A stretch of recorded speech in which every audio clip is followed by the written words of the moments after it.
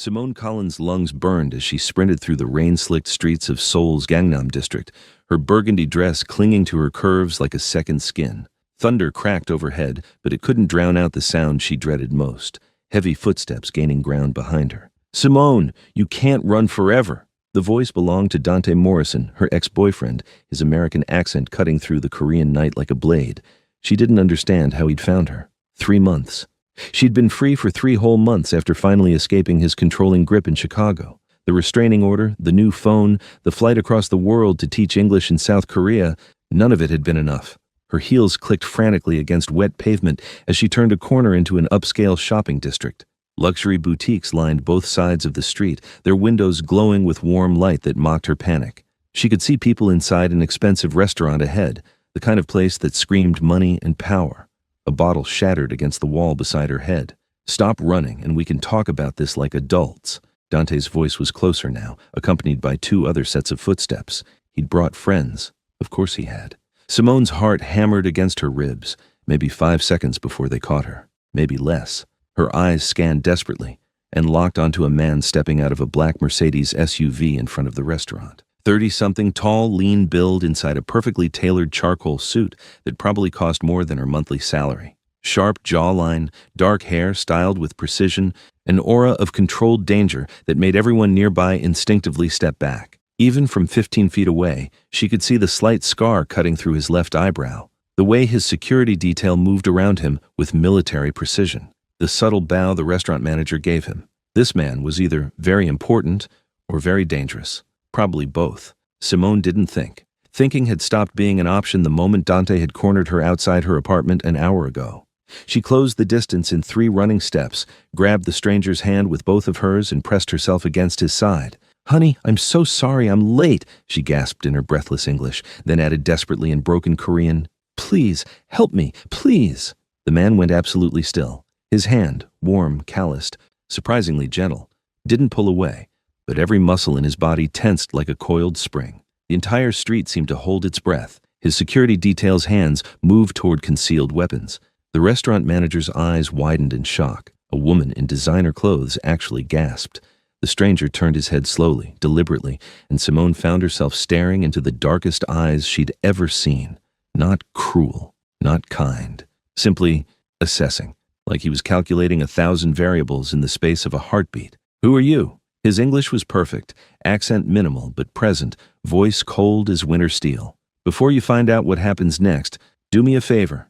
Hit that like button if you're already hooked. Drop a comment telling me, would you grab a stranger's hand to escape danger or find another way out? And subscribe to Love and Tension because this story is about to get wild. Trust me, you don't want to miss what comes next." Simone's fingers trembled against the stranger's hand, but she forced herself to meet his gaze. Those dark eyes revealed nothing. No anger, no confusion, just an unsettling calm that suggested he'd faced far more surprising situations than a random woman grabbing him on a Seoul street. "3 men, she whispered, her voice shaking despite her best efforts to control it. "American. One's my ex. They've been following me for 6 blocks. I can't—" Her breath hitched. "I can't go back to him." The stranger's expression didn't change, but something flickered in those obsidian eyes. Recognition, maybe, or calculation. "Mr. Lee," one of his security guards said in rapid Korean, hand still hovering near his jacket. "Should we—" "Wait." The word was soft but absolute. The guard froze immediately. Simone felt the exact moment Dante spotted her. The air shifted, pressure building like a storm about to break. She didn't dare turn around, but she could hear his approach, that specific cadence of footsteps she'd learned to recognize in 12 months of dating that had slowly transformed into 12 months of hell. "Simone!" Dante's voice carried across the space between them, smooth and controlled in that way that had once seemed charming, but now just sounded predatory. "There you are, baby. We've been looking everywhere for you." The stranger, Mr. Lee apparently, still hadn't moved. His hand remained steady under hers, neither welcoming nor rejecting her touch. He was watching her face with an intensity that should have been frightening, but somehow felt protective. "You know these men?" he asked quietly. "The tall one with the scar on his neck? Dante Morrison. We dated in Chicago. I left him 3 months ago. There's a restraining order, but—" She swallowed hard. "He doesn't care about restraining orders." Mr. Lee's jaw tightened almost imperceptibly. Then he did something Simone didn't expect. He smiled. It wasn't a warm smile. It was the kind of smile a wolf might give before showing its teeth. He turned slowly, deliberately positioning himself so Simone was slightly behind him and faced the three approaching men. Dante stopped about 10 feet away, flanked by two men Simone didn't recognize. Both were built like former military, all muscle and cold stares. Dante himself looked exactly as she remembered. 6'2", conventionally handsome in that bland way, sandy hair perfectly styled, wearing expensive casual clothes that screamed American money abroad. "I don't know who you are," Dante said, his smile not reaching his eyes as he looked at Mr. Lee, "but that's my girlfriend. We just had a little argument. You know how it is." "I am not your girlfriend," Simone said, her voice stronger than she felt. "I left you. I filed a restraining order. You're violating it by being here." "In Korea?" Dante laughed, the sound grating against her nerves. "Your little piece of paper from Chicago doesn't mean shit here, baby. Now stop embarrassing yourself and let's go have a conversation like rational adults." Mr. Lee tilted his head slightly, studying Dante with the same clinical assessment he'd given Simone. When he spoke, his voice carried a weight that made everyone in earshot instinctively pay attention. She said no. 3 words. Quiet. Absolute. Dante's smile faltered. "Look, man, I don't want any trouble. Just let me talk to my girl. She is not your girl." Mr. Lee's English remained perfect, each word precisely articulated. "She is currently holding my hand, which makes her under my protection. I suggest you leave. Now." The temperature seemed to drop 10 degrees. Simone watched Dante's face shift through several emotions: confusion, anger, calculation. His eyes moved from Mr. Lee to the security detail fanned out behind him, to the restaurant staff who had emerged to watch, to the growing crowd of onlookers. "Do you know who I am?" Dante tried a different tactic. "My father owns Morrison Security Consulting. We have contracts in 15 countries, including South Korea. One phone call, and I can make your life very complicated." "Do you know who I am?" Mr. Lee countered, and something in his tone made Simone's stomach drop. Dante paused, really looked at the man in front of him for the first time, took in the expensive suit, the military-precise security detail, the way every staff member from the restaurant was bowing slightly in deference. One of Dante's friends leaned in, whispered something urgent in his ear. Dante's face went pale. "I didn't realize," he started, but Mr. Lee cut him off with a raised hand. "You have 10 seconds to walk away. After that, my patience expires, and when my patience expires..." He let the sentence hang, unfinished, but perfectly clear. For a long moment, nobody moved. Simone could feel her heartbeat in her throat, could feel the tremor in her own hands where they still clutched Mr. Lee's sleeve. Then, Dante stepped back. Just one step, but it felt like a retreat. "This isn't over, Simone," he said, trying to salvage some dignity. "You can't hide behind him forever." 10, Mr. Lee said softly. 9, 8. Dante turned and walked away, his 2 companions following. They disappeared around the corner, but Simone knew, God, she knew, they wouldn't stop. Dante never stopped. That was the problem. The crowd began to disperse, returning to their shopping and dining, though many kept glancing back with curious eyes. Mr. Lee's security detail relaxed incrementally, hands moving away from weapons, though their vigilance never truly wavered. Only then did Mr. Lee look down at Simone again. His expression remained neutral, but there was a question in his eyes. "Thank you," she breathed, finally releasing his hand. Her fingers felt cold without the contact. "I'm sorry for grabbing you like that. I was desperate, and you looked..." She stopped, unsure how to finish that sentence without sounding insane. "Dangerous?" he supplied, one eyebrow arching slightly. "Important?" she corrected, like someone who could make him stop. "I made him leave. I did not make him stop." The distinction was deliberate. "He will return. Men like that always do." Simone's stomach sank because she knew he was right. "I know. I just needed, I don't know, a moment to breathe maybe, to think." Mr. Lee studied her for a long moment, then gestured toward the restaurant. "You're shaking. Come, sit. We will talk." It wasn't really a request, but it wasn't quite a command either. Simone hesitated, very aware that she'd just traded one potentially dangerous situation for another. She knew nothing about this man, except that he had enough power to scare off Dante with a few words. But she was cold, exhausted, and still terrified, and something about the way he'd positioned himself between her and Dante, not possessive, just protective, made her trust him more than her rational mind suggested she should. "Okay," she said quietly. "Thank you." He led her inside the restaurant, and the manager practically fell over himself to escort them to a private room in the back. The security detail took up positions outside, silent and efficient. Simone found herself seated across from Mr. Broad Lee at a low table in a beautifully appointed room with traditional Korean artwork on the walls. A server appeared immediately with hot tea, then vanished at a subtle gesture from Mr. Lee. "Tell me," he said, pouring tea for both of them with practiced grace, "exactly what happened. Start from the beginning." So she did. Simone explained about meeting Dante in Chicago, how charming he'd seemed at first, how slowly, almost imperceptibly, he'd isolated her from friends and family, how the control had escalated, monitoring her phone, questioning her whereabouts, making her feel crazy for wanting normal independence, how it had never gotten physically violent, but the threat was always there, simmering beneath every conversation. "I left 8 months ago," she said, wrapping her hands around the warm teacup. "Stayed with a friend. Filed the restraining order, changed my number, applied for teaching positions abroad because I knew staying in Chicago meant he'd always find me. I got accepted to teach English here in Seoul 2 months ago. I thought I was safe. But he found you? It wasn't a question. This morning, he was waiting outside my apartment building. I don't know how he knew where I lived. I ran. He chased. I've been running for hours, trying to lose him in the crowds, but..." She shook her head. "He's persistent." Mr. Lee's fingers drummed once against the table, the only sign of emotion she'd seen from him. "Morrison Security Consulting. I know of them. They do corporate security, executive protection, some government contracts. Not entirely legitimate, but they maintain a clean enough facade." "You know them?" Simone asked, surprised. "I make it my business to know anyone operating in my city who might become problematic." He sipped his tea, dark eyes never leaving her face. "Tell me, Simone Collins, why should I continue to help you?" The blunt question shouldn't have surprised her, but it did. She didn't know what she'd expected. More questions, maybe. Some expression of sympathy. Not this cold cost-benefit analysis, but somehow she respected him more for it. "I don't know if you should," she admitted. "I grabbed you because I was desperate and you looked powerful enough to make him hesitate. It worked. You don't owe me anything beyond what you've already done." "That is correct. I do not." He set down his teacup with precise care. "However, I am not a man who acts without purpose. When you grabbed my hand, you created a situation.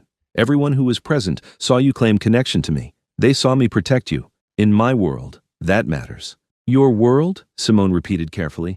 "I think you are intelligent enough to guess that I am not a simple businessman, Miss Collins." She was. The security detail, the way people reacted to him, the casual mention of knowing about Morrison Security's legitimacy issues, it all painted a clear picture. "You're involved in organized crime," she said flatly. "I prefer to think of it as operating in the spaces between official structures," he replied with a slight smile. "But yes, my name is Lee Sung-ho. My family has interests throughout Seoul and beyond. When you grabbed my hand tonight, you accidentally placed yourself under my protection in a very public way. That creates obligations. For both of us." Simone's heart sank. She'd escaped one controlling man, only to potentially bind herself to someone even more dangerous. "I didn't mean to create obligations. I was just trying to survive." "I understand, but intent does not change consequence." He refilled both their teacups, the gesture oddly domestic given the conversation. "Your ex-boyfriend will not stop pursuing you. Men who need to control rarely surrender that easily. Morrison Security has resources, money, connections. If he wants to find you, he will keep finding you." "I know," Simone whispered, hating how defeated she sounded. "However," Lee Sung-ho continued, "he does not have the resources I have. If you were truly under my protection, not just appearing to be in a moment of crisis, but genuinely connected to me, he would not dare approach you again." Simone looked up sharply. "What are you suggesting? A transaction? You need protection from a persistent threat. I need..." He paused, considering his words. "I need someone who can move in certain social circles without raising suspicion. Someone Western, educated, presentable. Someone who appears to be exactly what they are, a teacher, legitimate, with no connections to my world." "You want to use me as a cover," Simone said, understanding clicking into place. "I want to offer you genuine protection in exchange for occasional assistance," he corrected. "You would continue teaching, living your life. But when I need someone to attend a charity event, to make an introduction, to be present at a gathering where my usual associates would stand out, you would be there." "As what? Your girlfriend?" The word tasted strange. "As someone under my protection. The specific label is less important than the reality. You would be safe, financially comfortable, free to live your life within reasonable boundaries, and Dante Morrison would never touch you again." It was too good to be true. Simone had learned that lesson the hard way with Dante. Anything that seemed perfect always had hidden costs. "What's the catch?" she asked directly. Lee Sung-ho smiled again, and this time it reached his eyes. "You are intelligent. Good. The catch is that association with me comes with risks. People in my world have enemies. Those enemies might target you to get to me. You would need security, always. Your movements would be monitored for your own safety. Your independence would be limited. So I'd trade one cage for another? Perhaps. Or you could view it as trading an unstable, abusive situation for a stable, protective one, with clear boundaries and mutual benefit." He leaned back slightly. I am not your ex-boyfriend, Miss Collins. I do not need to control you to feel powerful. I need competent people around me who can fulfill specific roles. You need protection from a genuine threat. This is business. Simone stared into her teacup, mind racing. Everything he said made logical sense, but logic and safety were two different things. How long? She asked. 1 year. After that, we renegotiate or part ways cleanly. I would ensure you have enough money to relocate anywhere you choose, with guarantees that Morrison would not find you again. And if I say no, then I thank you for an interesting evening, ensure you get home safely tonight, and wish you the best of luck managing your situation on your own. His tone suggested he genuinely would do exactly that. Simone considered. She could refuse, go to the police, try to handle Dante through official channels, but she knew how that story ended. She'd already tried restraining orders and they were just paper. Dante's father had money and connections. She was a foreign English teacher with no real resources in South Korea. Or she could accept this stranger's offer, trade her independence for safety, work for a criminal to escape being victimized by a predator. Neither option was good, but one gave her a fighting chance. I have conditions, she said finally.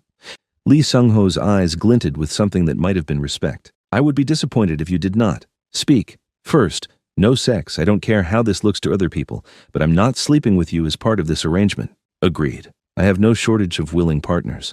I do not need to coerce employees. The casual acknowledgement should have bothered her, but somehow his honesty was refreshing after Dante's manipulations. Second, I keep teaching. My students depend on me, and I actually like my job. Acceptable. As long as it does not interfere with when I need your presence elsewhere. We can arrange your schedule to accommodate both. Third, if I want out before the year is up, you let me go. No threats, no retaliation, no hunting me down. This time he paused, considering. If you wish to leave, we negotiate an exit that protects both our interests. I will not hunt you down, but I also will not allow you to become a liability. If you prove trustworthy, leaving will be simple. If you betray me. He left the sentence unfinished. It wasn't a perfect guarantee, but it was probably the best she'd get. Okay, Simone said, her voice steadier than she felt. 1 year. I help you when needed. You protect me from Dante and make sure he never finds me again. 1 year, Lee Sung-ho agreed. He extended his hand across the table. Simone stared at it for a long moment, remembering how she'd grabbed this same hand in desperation just 30 minutes ago. How warm it had felt. How steady. She shook it. His grip was firm, professional, and released after exactly the appropriate amount of time. Nothing possessive about it. Just a business agreement between two people who needed something from each other. My driver will take you home tonight, he said, standing. Tomorrow, one of my associates will contact you to arrange your first security briefing and discuss logistics. Do you have questions? Hundreds, Simone admitted, but I'm too tired to think of them right now. Understandable. Go home. Rest. We will address details tomorrow. He walked her to the door, where his security detail waited. Min-jun will escort you. He speaks English and will ensure you arrive safely. One of the guards, a compact man with alert eyes, stepped forward and bowed slightly to Simone. Thank you, she said to Lee Sung-ho, for tonight, for all of this. Thank me in a year, he replied. If you still feel grateful then, I will know I did this correctly. Simone left the restaurant with Min-jun, a respectful 3 steps behind her. The rain had stopped, leaving the Seoul streets glistening under neon lights. Somewhere out there, Dante was probably regrouping, planning his next move. But for the first time in hours, maybe months, Simone felt like she could breathe. She'd made a deal with someone dangerous, she knew that, but at least this danger was honest about what it was. As the black SUV pulled away from the curb, Simone caught one last glimpse of Lee Sung-ho through the restaurant window. He was on his phone, speaking rapidly in Korean, his expression carved from stone. She wondered what she'd really just agreed to. She'd find out soon enough. The first test came at 6 a.m. the next morning. Simone jolted awake to someone knocking firmly on her apartment door. For one terrified moment, she thought it was Dante, that Lee Sung-ho's protection had been empty promises, that she was back to running and hiding and never feeling safe. But the knock was too measured, too professional. She threw on a robe and checked the peephole. A woman stood in the hallway, early 30s, slim build, perfect posture, wearing a tailored gray suit that screamed expensive efficiency. Her black hair was pulled into a sleek ponytail, and even through the distorted fisheye lens, Simone could see the intelligence in her sharp features. Miss Collins, the woman said in crisp English, apparently knowing Simone was watching. My name is Rachel Kwan. Mr. Lee sent me. May I come in? Simone opened the door cautiously. It's 6 in the morning. Yes, Mr. Lee believes in starting early. Rachel entered without waiting for explicit permission, her eyes sweeping the small studio apartment in one practiced glance. "You have coffee?" Instant.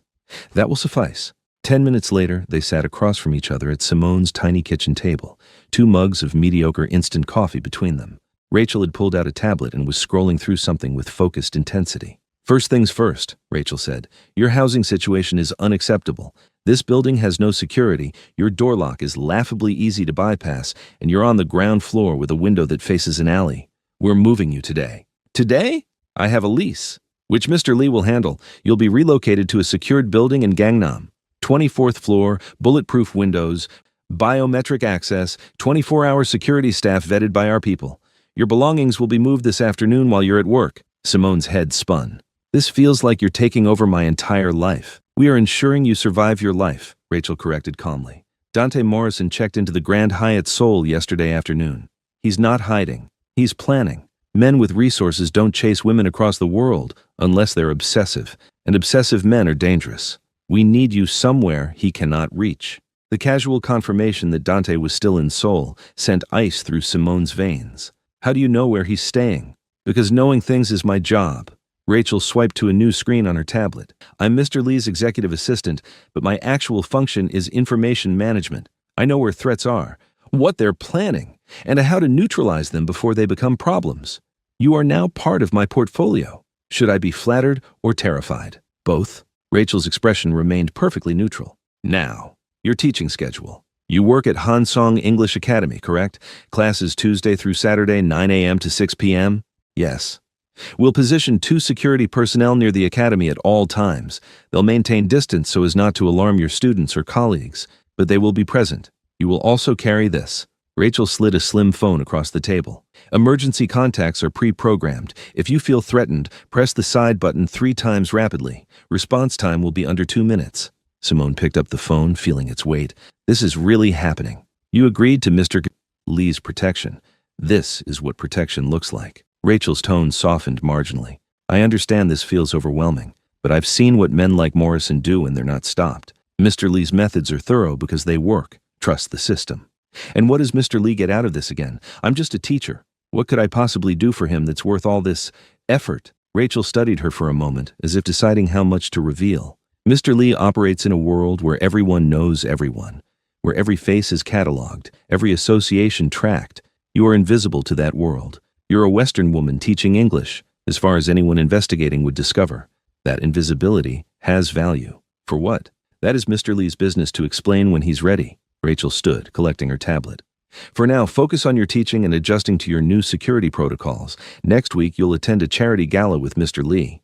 I'll send you details about appropriate attire and behavior expectations. Do you own formal wear?" "I have a couple of dresses. I'll arrange a stylist. You'll need something suitable for the event." Rachel headed for the door, then paused. "Miss Collins, one more thing. You asked Mr. Lee last night why he should help you. I'll give you the answer he won't say himself. He has a younger sister. She was in a relationship similar to yours. When she finally left, the man would not accept it. Mr. Lee handled the situation permanently. So when you grabbed his hand last night, you were not just asking a stranger for help.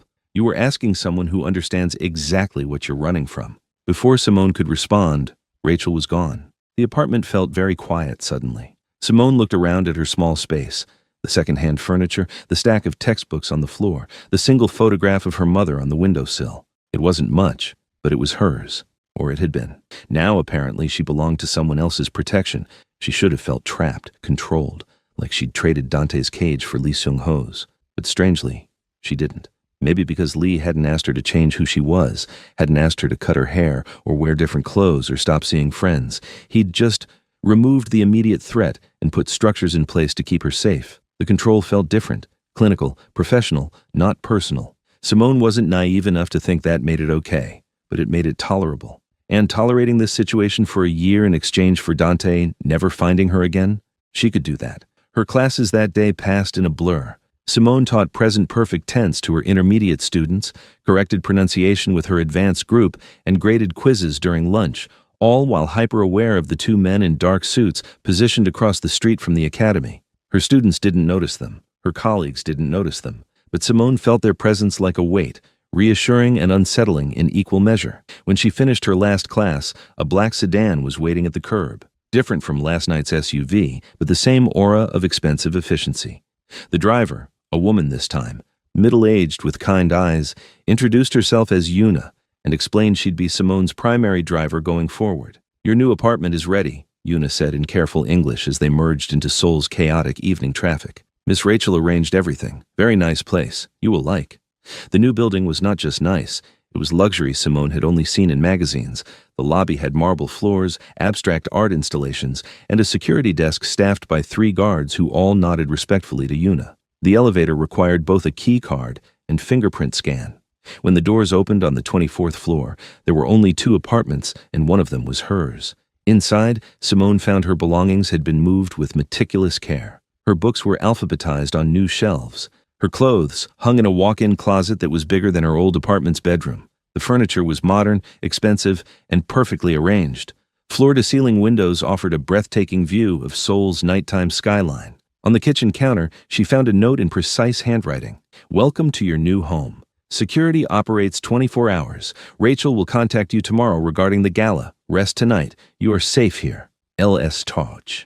Simone stood at the window, looking out at the glittering city spread below her like a jeweled blanket. Somewhere down there, Dante was plotting, scheming, figuring out how to get to her. But up here, 24 floors above the street with bulletproof glass between her and the world, Simone finally let herself exhale. For the first time in 8 months, she felt safe enough to sleep without nightmares. The week passed in a strange new rhythm. Simone taught her classes, ate meals she hadn't cooked in a kitchen she was still learning, and adjusted to the constant presence of security she couldn't always see but knew was there. Rachel checked in daily with updates. Dante was still in Seoul, still asking questions about Simone's whereabouts, but Lee Sung-ho's network had successfully obscured her location.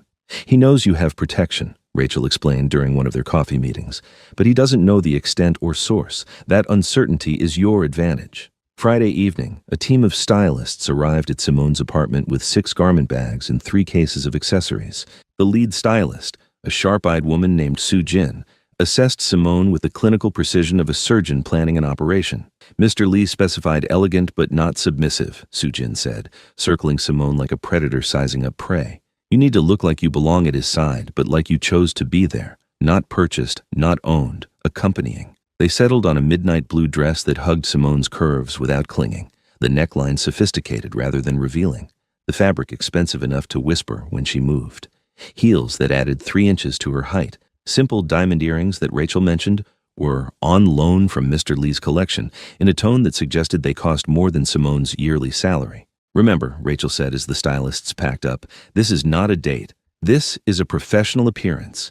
You are there to be seen with Mr. Lee, to deflect certain questions, to make his presence at a charity event seem less connected to his business interests and more connected to personal life. Smile politely, make small talk. Let him guide conversations. Do not volunteer information about yourself beyond surface details. What if someone asks how we met? Tell them the truth. You met by chance when you needed help, and he provided it. People will assume romance. You neither confirm nor deny. Ambiguity serves our purposes." The night of the gala, Min Jun arrived at 7 p.m. sharp to escort Simone downstairs. But instead of the usual sedan, a midnight blue Bentley waited at the curb, its paint job perfectly matching Simone's dress. Lee Sung-ho stood beside it, and for the first time since that rainy night, Simone saw him in something other than a business suit. He wore a tuxedo tailored with such precision it looked painted on, his hair styled back to show that scar through his eyebrow more prominently. He looked elegant and dangerous in equal measure, like violence wrapped in expensive fabric. His eyes traveled over her appearance once, quickly, assessing rather than leering. "You look appropriate," he said, which was possibly the least romantic compliment Simone had ever received. "Thank you," she replied uncertainly. The corner of his mouth twitched, almost a smile. "I meant you look like someone who chose to be here, not someone who was purchased for the occasion. That distinction matters tonight." He opened the car door himself. No driver, Simone noticed, and waited until she was settled before closing it gently and walking around to the driver's side. "You drive yourself?" she asked as he started the engine. "When I want privacy for conversation, yes." He pulled smoothly into traffic, handling the expensive car with casual expertise. "Tonight you will meet people who will try to determine what you mean to me. Some will be business associates. Some will be potential enemies gathering intelligence. All will be watching. What should I say if they ask about us directly? Whatever truth feels comfortable. I grabbed your hand to escape danger. I helped. We discovered we enjoyed each other's company. The details beyond that are private. He glanced at her briefly before returning his attention to the road. But there is one thing you should know before we arrive. What? There is a possibility that Dante Morrison will be there tonight. Simone's stomach dropped. What? Why would he? Because his father's company was invited to send a representative, and Dante is representing them. I discovered this 2 hours ago. We can turn around now if you prefer. I will not force you to face him. Every instinct screamed at Simone to say yes, turn around, hide. But something else, something harder that had been growing in her since that first terrified sprint through Seoul's streets, pushed back. Will I be safe? She asked. Yes, he will not approach you while you are with me. He is arrogant, but he is not suicidal. Lee's voice carried absolute certainty. However, seeing you there, successful, protected, beyond his reach, will infuriate him. That fury might make him reckless later. You should understand that risk before choosing to attend. Simone thought about it, about spending another night hiding, letting Dante's shadow dictate her movements, about the year stretching ahead where she'd be looking over her shoulder constantly unless something changed. I want to go, she said firmly. I want him to see that he doesn't control me anymore. Lee Sung-ho nodded once, something that might have been approval flickering across his features. Then we go, but stay close to me, always. The gala was held at one of Seoul's most prestigious hotels, the ballroom glittering with chandeliers and decorated in elegant whites and golds. Women in designer gowns drifted through crowds of men in expensive tuxedos, champagne flowing freely, string quartet playing softly in the background. The air hummed with money and power and carefully cultivated appearances. Lee Sung-ho's arrival caused a ripple effect. Conversations paused, heads turned. People recalibrated their movements to either intersect with his path or avoid it, depending on their relationship to him. His hand settled at the small of Simone's back, not possessive, just guiding as they entered. The touch was warm through the thin fabric of her dress, steady and somehow reassuring. Smile, he murmured. You are supposed to be enjoying yourself, not attending an execution. Simone forced her lips into something approaching a smile. Easy for you to say. Everyone here either fears you or wants something from you. I'm just trying not to trip in these heels. That almost smile appeared again. Then we make a good pair. I navigate the politics. You navigate the footwear. Together, we survive the evening. They made their way through the crowd, Lee stopping occasionally to exchange brief pleasantries with various people. Each introduction followed the same pattern. Lee would present Simone simply as Miss Collins, offer no explanation of their relationship, and allow the other person's curiosity to hang unanswered in the air. Simone noticed how he positioned himself, always between her and potential threats, always within arm's reach, never leaving her isolated or vulnerable to uncomfortable questions. You're good at this, she observed quietly during a lull in conversations. At what? Protection without imprisonment. Dante always made me feel like I was on display, like he was showing off property. You make me feel like I'm here because I chose to be. Lee's expression flickered with something complex. Because you did choose to be here. Our arrangement is transactional, not possessive. I protect you. You assist me. Neither of us owns the other. Before Simone could respond, a cold voice cut through the ambient noise. Well, this is unexpected. Simone's entire body went rigid. She knew that voice the way trauma survivors know the sound of their attacker's footsteps. Dante stood 10 feet away, champagne glass in hand, wearing a perfectly tailored tuxedo that his father's money had purchased. He looked exactly as he always did. Handsome, charming, with a smile that never quite reached his eyes. Lee Sung-ho's hand at Simone's back pressed slightly firmer, not restraining, anchoring. Morrison, Lee said coolly. I did not realize you were attending tonight. Last-minute addition. My father thought it important to strengthen our soul connections. Dante's eyes moved to Simone, traveling over her in a way that made her skin crawl. Hello, baby. You look beautiful. That dress is new. Who bought it for you? The implication was clear. The insinuation designed to make her feel small, purchased, like an object rather than a person. Lee Sung-ho spoke before Simone could formulate a response. Miss Collins is under my protection, Morrison. That means you address her with respect, or you do not address her at all. Protection, Dante repeated, his smile sharpening. Is that what we're calling it? How much does protection cost these days, Simone? More than what I gave you, apparently. Simone felt rage crystallize in her chest, clean, pure, and surprisingly empowering. For 8 months she'd been afraid of this man, afraid of his manipulation, his control, his ability to make her doubt her own reality. But standing here, in this glittering ballroom, with Lee Sung-ho's steady presence beside her, she realized something profound. Dante had no power anymore. You never gave me anything, Dante, she said clearly. You took, My time, my confidence, my sense of safety. Every gift came with strings. Every kindness came with expectations. That's not giving, that's purchasing. Dante's expression darkened. I loved you. You loved controlling me, Simone interrupted. There's a difference, and the fact that you flew across the world to keep controlling me proves you still don't understand that difference. I came here to bring you home. I am home. Seoul is my home now. My students are here. My life is here. And most importantly, you are not here. She took a breath, steadying herself. Go back to Chicago, Dante. Find someone else to control. I'm done being your project. For a moment, Dante just stared at her. Then his face twisted into something ugly, all pretense of charm vanishing. You think he's better than me? He gestured at Lee Sung-ho. You know what he is, right? What he does? At least I'm legitimate. At least my hands are clean. Your hands, Lee Sung-ho said quietly, tried to grab a woman who said no, multiple times, in multiple countries. That does not sound clean to me. That sounds desperate. I wasn't talking to you. You are talking near someone under my protection, which means you are talking to me. Lee's voice remained calm, but something cold entered his eyes. I told you once to walk away. I suggest you remember that advice. Dante's jaw clenched. Simone could see him calculating, weighing his options, his arrogance warring with basic survival instinct. This isn't over, he said finally, directing the words at Simone. Yes, she replied firmly. It is. Lee Sung-ho moved then, just one step forward, placing himself fully between Simone and Dante. He didn't say anything, didn't need to. The message was perfectly clear. Dante stared at him for a long moment, then turned and walked away, disappearing into the crowd with rigid shoulders and barely controlled fury. Simone released a breath she hadn't realized she was holding. Her hands were shaking slightly, adrenaline flooding her system now that the confrontation was over. You did well, Lee said quietly, turning back to her. You held your ground without escalating. That takes strength. I wanted to hit him, Simone admitted. Is that terrible? No, that is human. But hitting him would have given him ammunition, evidence of your instability, proof of his claims about you being irrational. Your composure denied him that ammunition. Lee guided her toward a quieter corner of the ballroom, away from curious onlookers. Do you need to leave? No. Simone surprised herself with how much she meant it. I need to stay. I need to prove, to him and to myself, that he doesn't get to dictate when I leave anymore. Something shifted in Lee Seung-ho's expression. Respect, maybe, or recognition. Then we stay, he said simply. They spent the next 2 hours circulating through the gala. Lee introduced Simone to business associates, cultural figures, and various members of Seoul's elite society. She made polite conversation, laughed at appropriate moments, and played the role of mysterious companion with surprising ease.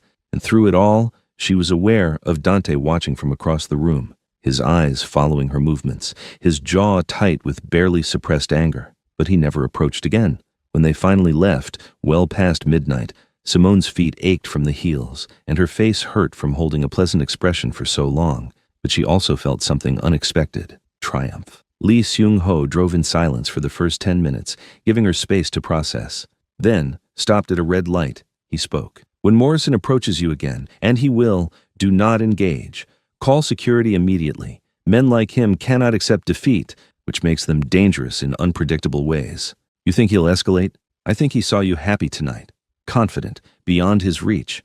That will enrage him more than any words could. The light changed, and Lee accelerated smoothly. He will try to regain control somehow. We must be prepared for that. Simone nodded, feeling the temporary triumph fade slightly. This is my life now, isn't it? Always watching for him, always preparing for the next confrontation. For a time, yes, but not forever. Lee glanced at her briefly. We will make it clear to Morrison that pursuing you is too costly to continue. That will require patience and strategy, but it will happen. I promise you that. Why? Simone asked quietly. Why do you care so much about keeping that promise? Is it really just about your sister? Lee was silent for a long moment. When he finally spoke, his voice carried weight. My sister's ex-boyfriend would not stop. We tried restraining orders. We tried police involvement. We tried having him followed so he knew we were watching. Nothing worked. He became obsessed with reclaiming her, with punishing her for leaving. One night he broke into her apartment while she was sleeping. Simone's breath caught. What happened? She called me. I arrived in time. Lee's hands tightened slightly on the steering wheel. I handled the situation, permanently. My sister is safe now, living in Paris under a new name with a new life. But the trauma of those months when she was hunted, he shook his head. I will not allow another woman to endure that if I have the power to prevent it. So this really is about protection, Simone said softly. Not control. They can look similar from the outside, Lee acknowledged. But the difference is consent. You agreed to this arrangement. You can end it. You maintain agency. That distinction matters more than any security protocol I could implement. They pulled up to Simone's building. Lee got out, opened her door, and walked her to the lobby entrance despite the late hour. "Thank you," Simone said, "for tonight, for understanding why I needed to face him. You did not need my understanding. You needed my presence to ensure your safety while you faced him. That is what protection means, enabling you to make brave choices rather than preventing you from making any choices at all." He turned to leave, then paused. "Rachel will contact you Monday about your next appearance. Rest this weekend. You earned it." Simone watched him return to the Bentley, watched him drive away into Seoul's glittering night. She went up to her apartment, took off the borrowed diamonds, hung up the beautiful dress, and stood at the floor-to-ceiling windows looking out at the city. Somewhere down there, Dante was probably planning his next move. But up here, Simone felt something she hadn't felt in over a year, safe enough to plan her own moves. And that made all the difference. 3 weeks passed in careful routine. Simone taught her classes, attended 2 more events with Lee Sung-ho, a business dinner and a gallery opening, and slowly adjusted to her new reality. Dante remained in Seoul, his presence a constant shadow, but he kept his distance. Rachel's security protocols were working until the Thursday afternoon when everything shifted. Simone was grading papers in her classroom after hours when her emergency phone buzzed 3 times in rapid succession. Not her pressing the panic button, an incoming urgent message from Rachel. Morrison made a move. "Stay at the academy. Security is on the way. Do not leave the building." Simone's heart hammered. She looked around the empty classroom, suddenly aware of how isolated she was. The academy would be closing in 30 minutes. Most teachers had already left. Her phone buzzed again. Rachel calling. "What happened?" Simone answered immediately. "Morrison filed a police report claiming you stole money from him in Chicago before fleeing to Seoul," Rachel said, her voice tight with controlled anger. "It's completely fabricated, but he has forged bank statements and communications showing large transfers to accounts in your name. Seoul police are required to investigate international theft claims." "That's insane. I know, we know. But Morrison's father has connections in the Chicago Police Department. They are treating his claim as legitimate, which means Seoul authorities must respond. 2 officers are on their way to your academy now to question you." Simone's hands went numb. "What do I do?" "Exactly what we tell you. Do not speak to them without a lawyer present. Do not agree to go anywhere. Do not sign anything. Mr. Lee is sending his attorney now. She will arrive before the police do." "This is about intimidation," Simone realized. "He's trying to scare me." "Yes, and to create legal complications that would require you to remain in Seoul for the investigation, giving him time to—" Rachel paused. "It does not matter what he is planning. We will stop this before it develops. If you're watching from somewhere in America, drop a comment. Have you ever had to deal with someone who wouldn't let go? How did you handle it?" 20 minutes later, a sharp-eyed woman in her 50s arrived at the academy. She introduced herself as attorney Han Mi-sun and immediately took control of the situation with terrifying competence. When the police officers arrived, both young, both looking uncomfortable about questioning a foreign teacher based on clearly questionable evidence, Attorney Han presented a comprehensive file showing Simone's legitimate employment, her bank statements proving no unusual transfers, and character references from her academy director. "My client will of course cooperate with your investigation," Attorney Han said in flawless Korean, then English for Simone's benefit. "However, it appears the complainant has a documented history of harassment against Ms. Collins. There is a restraining order filed in Chicago. Ms. Collins fled to Seoul specifically to escape this harassment. This theft claim appears to be a continuation of that harassment pattern." The officers looked at each other uncertainly. The senior one spoke to Simone in careful English. "Ms. Collins, did you take money from Mr. Morrison?" "No. We dated for a year. When I left, I took nothing except my personal belongings.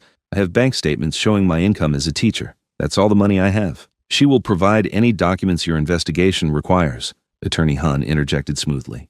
"However, I must note that making false police reports is a criminal offense in both South Korea and the United States. If this investigation reveals the theft claim to be fabricated, my client will pursue charges against Mr. Morrison for malicious prosecution and harassment." The officers took notes, asked a few more perfunctory questions, and left with assurances they would conduct a thorough but fair investigation. When they were gone, Attorney Han turned to Simone. "Morrison is escalating. This will not be his last attempt to create legal leverage. We need to shift from defensive measures to offensive ones." "What does that mean?" "It means Mr. Lee must decide how permanently he wishes to remove this threat." Attorney Han's expression remained professionally neutral, but her meaning was clear. Simone's stomach twisted. I don't want anyone hurt because of me. Sometimes hurt is the only language certain men understand. Attorney Han collected her files. Mr. Lee will discuss options with you. My job was simply to ensure you were not arrested tonight. That job is complete. After Attorney Han left, Min Jun appeared to escort Simone home. The drive was silent, tense. When they reached her building, Lee Sung-ho himself was waiting in the lobby. We need to talk, he said quietly. Upstairs. In her apartment, Lee moved directly to the windows, staring out at the city the way Simone often did, but where she sought comfort in the view. He seemed to be studying it for threats.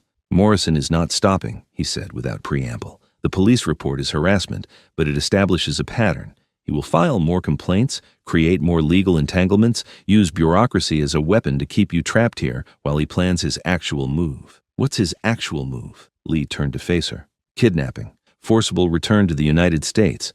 He believes if he can get you back to Chicago, onto his territory, he can control you again.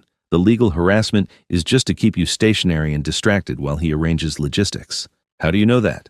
Because I know men like him. And because my people intercepted communications between Morrison and a private security contractor who specializes in international extractions.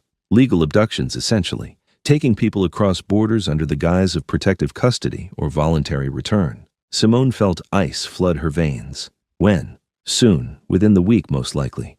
He is running out of patience and money. His father will not fund this obsession indefinitely. Morrison knows he has a limited window to act. So what do we do? Lee Sung-ho was quiet for a long moment. When he spoke, his voice carried a weight Simone hadn't heard before. I can eliminate this threat, permanently.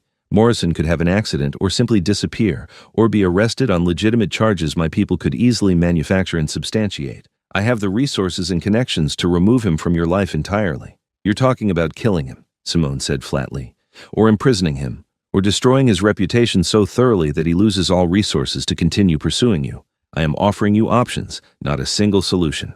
Lee's dark eyes met hers. But all options involve me using violence, direct or indirect, on your behalf. You must decide if you can accept that. Simone walked to the window, standing beside him, looking out at Seoul's nighttime sprawl. If you kill him, that makes me responsible for his death.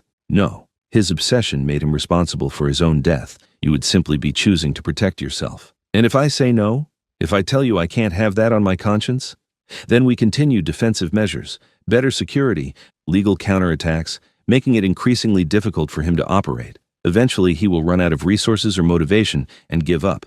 Probably. Probably? Simone repeated. Men like Morrison rarely give up when given the choice. They have to be forced to stop. The question is how much force you are comfortable with me applying. Simone thought about Dante, about the months of manipulation and control, about the fear that had driven her across the world, about standing in that ballroom 3 weeks ago, finally feeling strong enough to tell him no. She thought about Lee Sung-ho's sister, about what it meant that he'd handled the situation permanently. I don't want him dead, she said slowly, but I do want him stopped, completely, permanently. In whatever way accomplishes that without me having to carry the weight of someone's death. Lee nodded. Then we pursue option 2. I make him understand that continuing this pursuit will cost him everything he values. His father's business, his freedom, his future. I make the cost of having you so high that even his obsession cannot justify paying it. How? By exposing the truth about Morrison's security consulting. They maintain a clean facade, but their international operations involve activities that would interest both American and Korean authorities. I have evidence of these activities. If Morrison does not retreat, that evidence becomes public. You'd destroy his father's company to stop him? I would demonstrate that I can destroy his father's company. Whether I actually do depends on whether Morrison is smart enough to understand the threat. Lee's expression hardened. But yes, if necessary, I would burn his entire world to keep you safe. That is what I promised you. Simone stared at him, this dangerous man who had somehow become her protector, and felt something shift in her chest. Not attraction, exactly, not gratitude, something more complicated. You really would do that, she said softly. Risk a war with an American security company, create international complications, all for someone you barely know. I told you my reasons. They have not changed. Your sister. And my word. I made you a promise. I do not make promises I cannot keep. They stood there in silence for a moment, the city glittering below them. Two people from completely different worlds, bound together by circumstance and necessity. Do it, Simone said finally. Make him understand, but give him the choice to walk away first. I don't want to destroy anyone unless it's absolutely necessary. Lee Sung-ho's lips curved in that almost smile. You are more merciful than I would be in your position. Or maybe I just don't want to become like him, someone who uses power to hurt people who can't fight back. Morrison can fight back.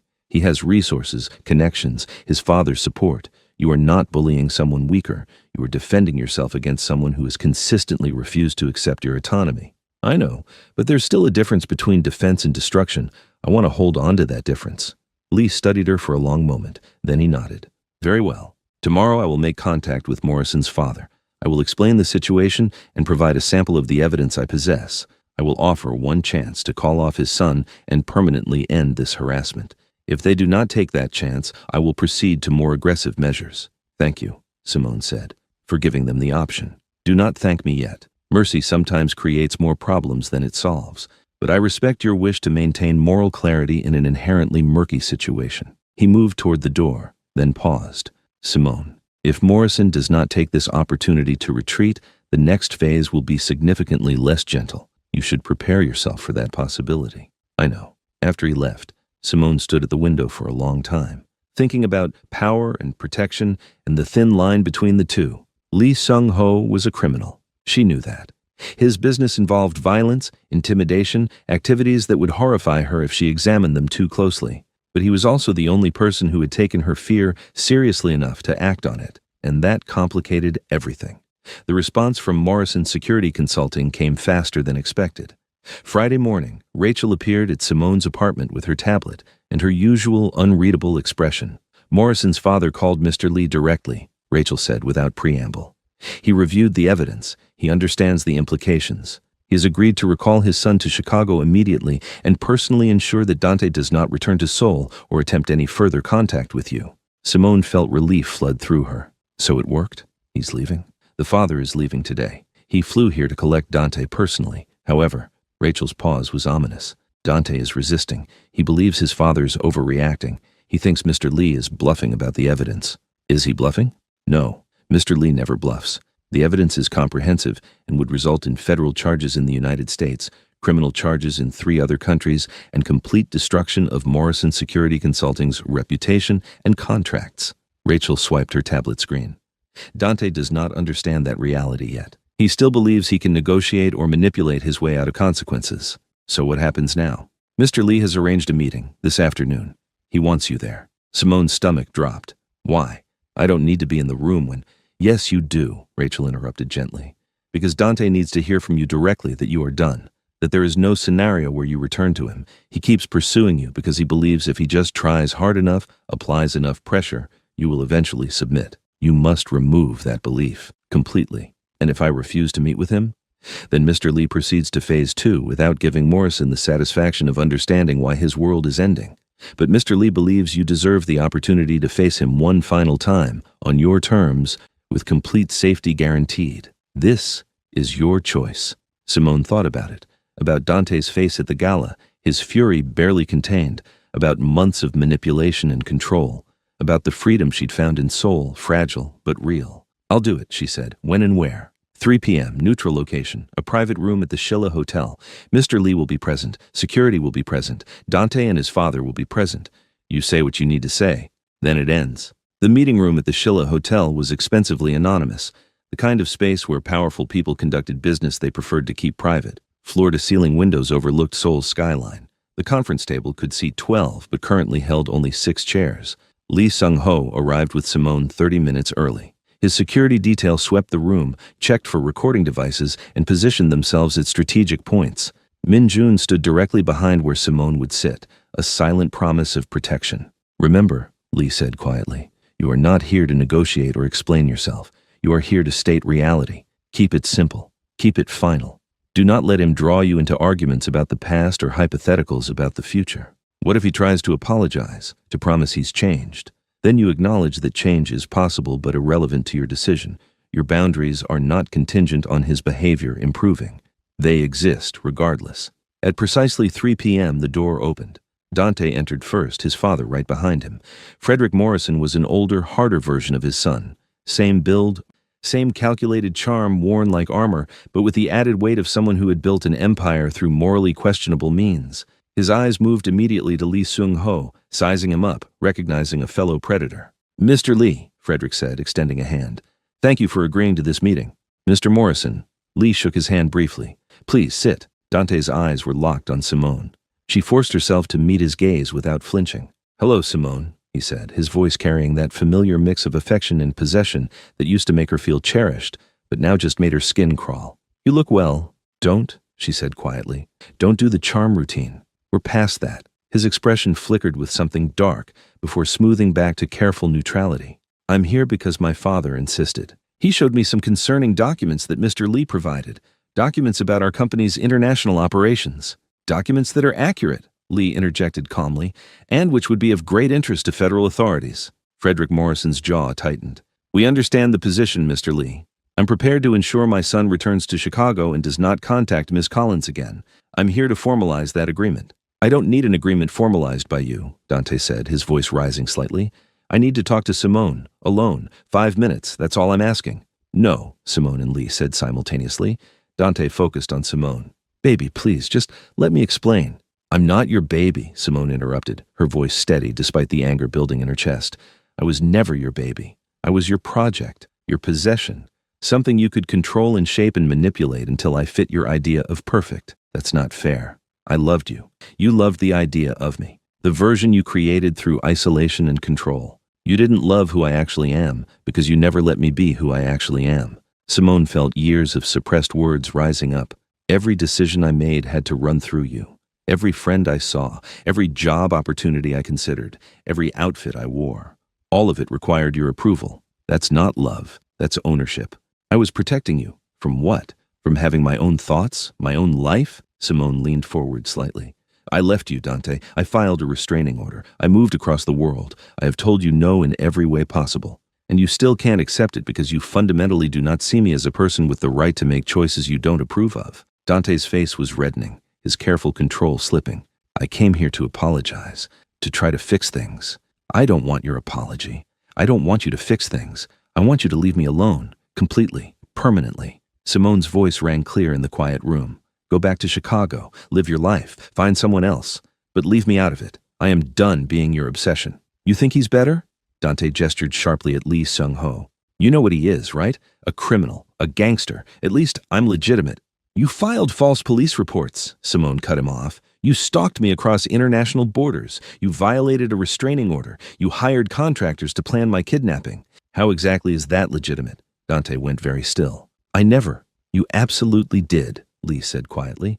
I have the communications, the contracts, every plan you made to forcibly return Miss Collins to the United States. Would you like me to share those details with your father? Or perhaps with the authorities who would be very interested in an American citizen planning international abduction? Frederick Morrison closed his eyes briefly, the gesture of a man realizing exactly how badly his son had compromised everything he'd built. Dante, he said, his voice hard as iron. Enough. We're done here. Dad, if you would just listen. I said we're done. Frederick stood, his presence commanding the room. Mr. Lee, you have my word. Dante returns to Chicago today. He will not contact Miss Collins again. I will personally ensure he understands the consequences of violating that agreement. And if he does violate it, Lee asked mildly, then you release your evidence, and I will not intervene to protect my company or my son. He will face the full legal consequences of his actions. Frederick's voice carried absolute finality. I built Morrison Security Consulting over 30 years. I will not let my son's obsession destroy it. Dante looked between his father and Lee Seung-ho, finally understanding that he'd lost, that his father, his primary source of resources and protection, had sided against him. Simone, he tried one last time, his voice desperate, please, just give me a chance to— No, she said firmly. I gave you 12 months of chances. I gave you forgiveness for things that should never have been forgiven. I gave you control over my life until I almost forgot who I was without you. I'm not giving you anything else. You'll regret this, Dante said, and for the first time, she heard genuine pain beneath the anger. You'll realize what you had, and it'll be too late. What I had was a cage, Simone replied. I'm glad it's too late. That means I'm free. The silence that followed was absolute. Frederick Morrison stood. Dante, now. For a moment, Simone thought Dante might refuse, might lunge across the table or make some desperate gesture, but Lee Seung-ho's security detail shifted slightly, and whatever Dante saw in their movements convinced him to remain seated. This isn't over, Dante said, but his voice lacked conviction now. The reality was settling in. He'd lost completely and publicly. Yes, Lee Sung-ho said quietly. It is. If you contact Miss Collins again, I will end your father's company and ensure you face criminal charges in multiple jurisdictions. If you return to Seoul, you will not leave alive. If you attempt to hire anyone to approach her on your behalf, I will know within hours and respond accordingly. These are not threats. These are promises. The two men stared at each other, and Simone watched Dante truly understand for the first time that he was facing someone who operated by completely different rules than he did. Someone whose power was not dependent on legal frameworks or corporate structures or social approval. Someone who would simply eliminate threats without concern for consequences, because he had the resources to manage whatever consequences arose. Frederick Morrison grabbed Dante's arm and physically pulled him toward the door. Dante went, his expression somewhere between fury and devastation, his carefully constructed reality crumbling around him. At the doorway, he looked back one final time. I loved you, Simone, he said, and for once he might have actually meant it. I know, she replied, but love without respect is just another kind of violence. The door closed behind them. Simone sat very still, processing what had just happened. Years of fear, months of running, weeks of looking over her shoulder. All of it culminating in 5 minutes of brutal honesty in an expensive hotel room. Are you all right? Lee Sung-ho asked quietly. I don't know, Simone admitted. I thought I'd feel relieved, or triumphant, but mostly I just feel tired. That is normal. You spent a long time carrying fear. When it's removed, the absence weighs as heavily as the presence did. Lee stood, gesturing to Min-jun, who immediately moved to the door. Come, I'll take you home. They rode the elevator in silence, walked through the lobby in silence, got into Lee's car in silence. Only when they were driving through Seoul's evening traffic did Simone speak. Thank you, she said, for giving me the chance to face him, for not just handling it without me. You deserve to reclaim that power, Lee replied. Morrison took your voice for a long time. You needed to use it against him, to prove to yourself that you could. Will he really stop? Or will he find a way around his father's control? His father understands business. He understands cost-benefit analysis. Protecting Dante costs him everything he built. He will choose his empire over his son's obsession. Lee's eyes stayed on the road. But I will maintain surveillance for 6 months regardless. If Morrison makes any move toward you, I will know immediately. So I'm still not really free, just differently trapped. Lee glanced at her, something complex crossing his features. Freedom is not the absence of all constraints. It is the presence of choices. You chose to accept my protection. You can choose to end it. Those choices make you free, even within constraints. Simone thought about that as they drove through the city, about the difference between Lee's protection and Dante's control, about consent and agency and the 1,000 small ways power could be wielded. Can I ask you something personal? She said finally. You can ask. I may not answer. Your sister, the one who had an ex who wouldn't stop. What happened to him, really? Lee was quiet for so long, Simone thought he wouldn't respond. Then, I made him understand that his life was forfeit if he came near her again. He did not believe me, so I demonstrated that I meant it. You killed him. I removed a threat that could not be neutralized any other way. The distinction matters to me, even if it does not change the outcome. Does your sister know? She knows he disappeared. She knows she's safe. She does not know the specific details, and I will never burden her with them. Some knowledge serves no purpose except to create guilt. Simone absorbed that. Do you feel guilty? No. I feel satisfied that I protected someone I love from someone who refused to respect her humanity. If that makes me a monster, so be it. But I am a monster who keeps his family safe. They pulled up to Simone's building. Lee got out, walked her to the entrance as he always did. But this time, she stopped him before he could turn away. You're not a monster, she said quietly. You're just someone who understands that sometimes the only language certain people respond to is force. I don't like that reality, but I'm grateful you understand it, because I wouldn't have survived Dante without you. Lee Sung-ho studied her face in the lobby's soft lighting. You survived Dante before you met me. You left him, filed the restraining order, moved countries. All I did was provide resources to make that survival less painful. You did more than that. You gave me the ability to look him in the eye today and say no without being terrified. That's not nothing. No, he agreed. It is not nothing. They stood there for a moment, the usual boundaries of their professional arrangement feeling suddenly less clear. Then Lee stepped back, restoring the distance. Rest this weekend, he said. Rachel will contact you Monday about the next event. And Simone, what you said to Morrison today about love without respect being violence, remember that applies to all relationships, including ours. If I ever make you feel controlled rather than protected, you tell me immediately. I will, she promised. She watched him leave, then went up to her apartment.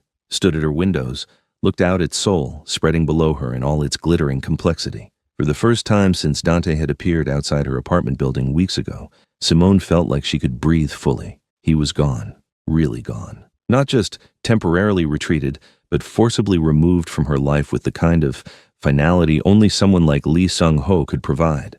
She should have felt nothing but relief. Instead, she felt something more complicated. Gratitude, yes, but also the uncomfortable awareness that she'd needed someone else's violence to escape someone else's violence. That moral ambiguity would haunt her in the months to come. But tonight, she was just grateful to be safe. 4 months passed in surprising normalcy. Simone taught her classes, attended occasional events with Lee Sung-ho, and slowly rebuilt the sense of safety she'd lost during her relationship with Dante. Rachel's surveillance confirmed that Dante had remained in Chicago, had even started dating someone new, a detail that should have bothered Simone, but instead just made her grateful he'd found a different target for his obsession. The arrangement with Lee Sung-ho settled into a comfortable rhythm, professional, respectful. He never asked more than she'd agreed to provide, never crossed boundaries, never made her feel like anything except a valued associate, which made the shift, when it came, even more devastating.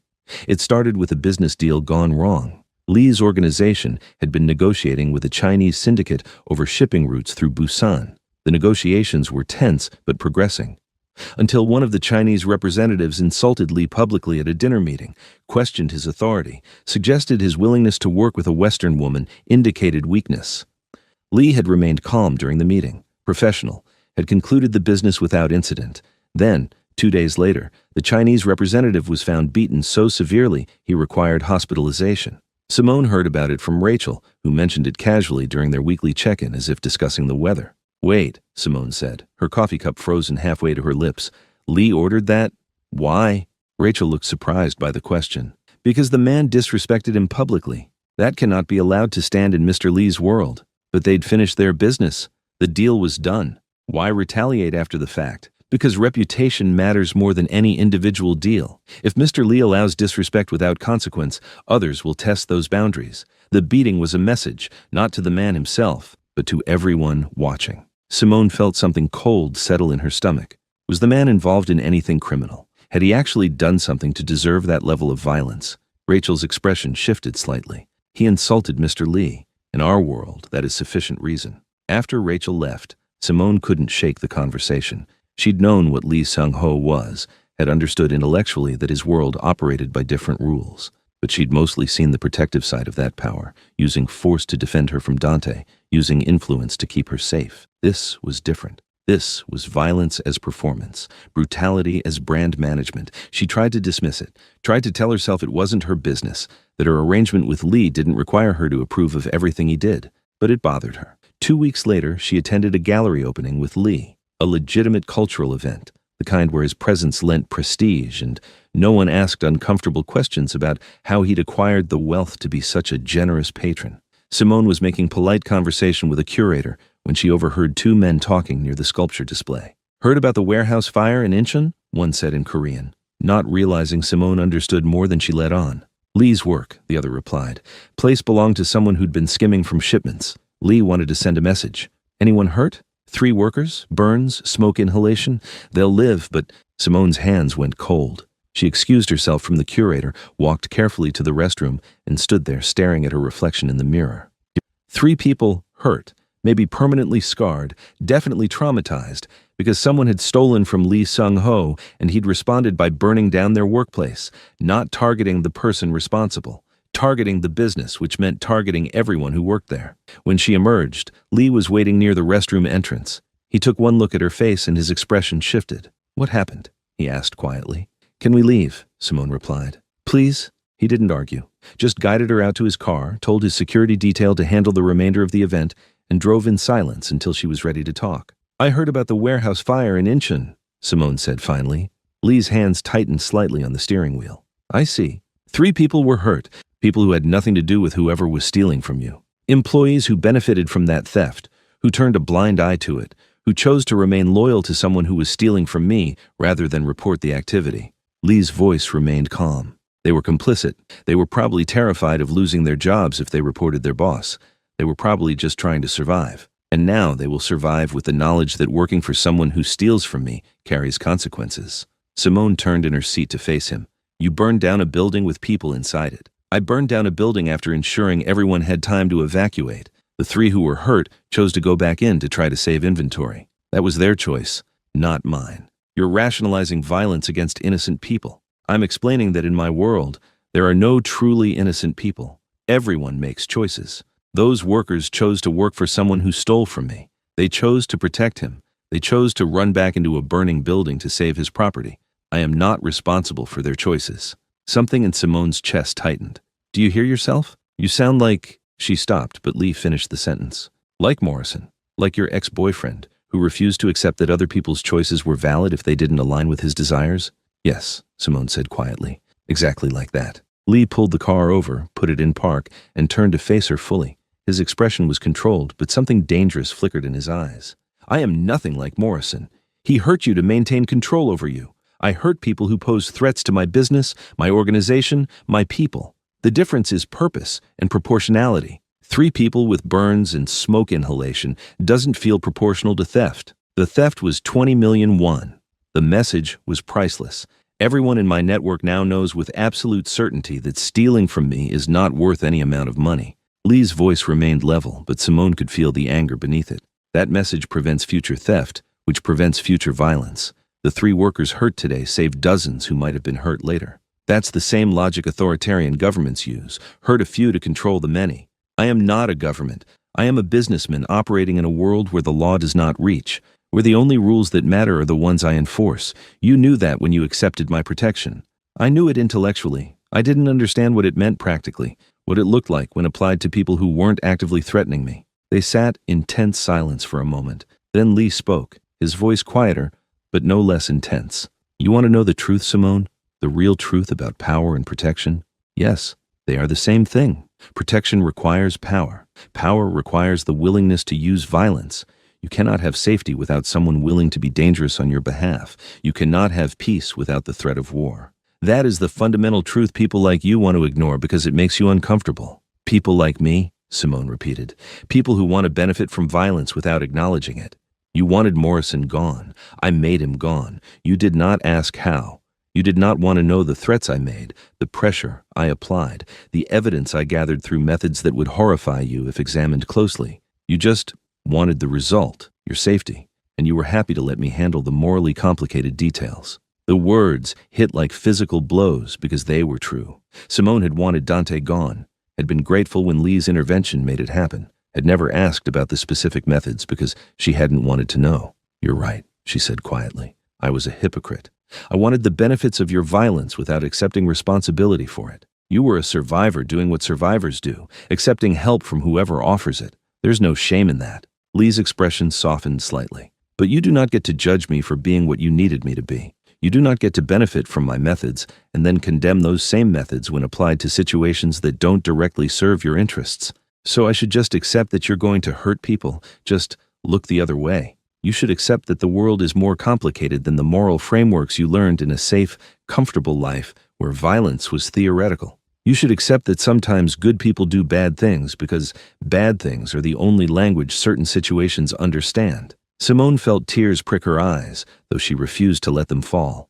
I don't know if I can do that. Then perhaps our arrangement should end. Lee's voice was gentle but firm. I promised you a year. We have 8 months remaining.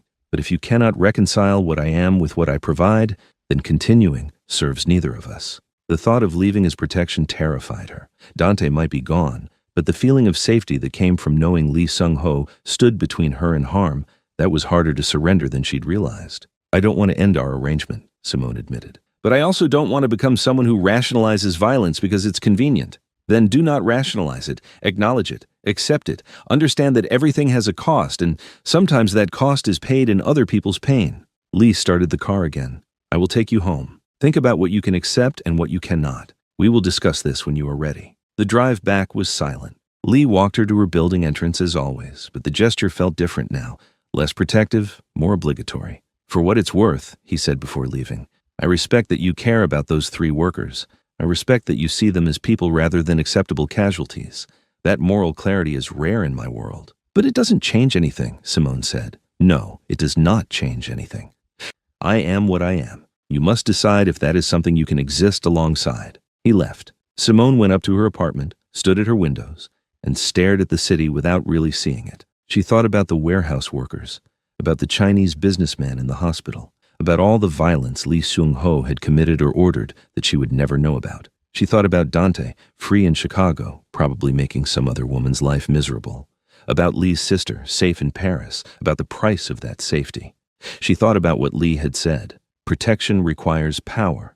Power requires the willingness to use violence. Was he right? Was safety always purchased with someone else's suffering? Or was that just what powerful men told themselves to justify the harm they caused? Simone didn't sleep that night. Just watched the city lights and wondered what kind of person she was becoming. 3 days passed before Simone contacted Lee again. 3 days of teaching her classes, going through the motions, thinking constantly about violence and protection and the spaces between the two. She asked Rachel to arrange a meeting. Lee agreed immediately. They met at the same Shilla hotel where they'd confronted Dante months ago. Different room, same expensive neutrality. Lee arrived exactly on time, dressed in his usual impeccable suit, his expression revealing nothing. "You wanted to talk," he said, settling into the chair across from her. "I've been thinking about what you said, about power and protection being the same thing, about me wanting the benefits of violence without accepting responsibility for it. And you were right. I was a hypocrite. I was grateful you made Dante disappear without questioning how you did it. I accepted your protection without thinking about what that protection required." Simone met his eyes. "But I've also been thinking about what that makes you." Lee's expression didn't change. "Tell me, you told me once that you're not Morrison, that the difference between control and protection is consent, that I chose this arrangement freely." Simone leaned forward slightly. "But I'm starting to wonder if you understand the difference as clearly as you claim. Explain." "Morrison needed to control me because it made him feel powerful. Every restriction he placed on my life was about feeding his ego, proving he could shape me into what he wanted. He was pathetic, a small man trying to feel big by making someone else small." Lee's jaw tightened almost imperceptibly, but he said nothing. "You're different," Simone continued. "Your violence serves a purpose. It protects your business, maintains your power, keeps your people safe. It's calculated, strategic, proportionate to specific threats. You're not pathetic. You're competent." I sense a but coming. But competent violence is still violence. Purposeful control is still control. You're better than Morrison, smarter, more measured, more honest about what you are, but you're still using power over people who have less power than you do. You're still deciding that your goals justify harm to others. You're still reducing human beings to acceptable losses in pursuit of your objectives. Lee sat back, his fingers steepled, his dark eyes never leaving her face. "You are describing the fundamental nature of power. Every government, every corporation, every organization that has ever existed operates exactly as you describe. The only difference is whether they acknowledge it honestly or hide it behind euphemism and bureaucracy. I know, and that's what's been haunting me.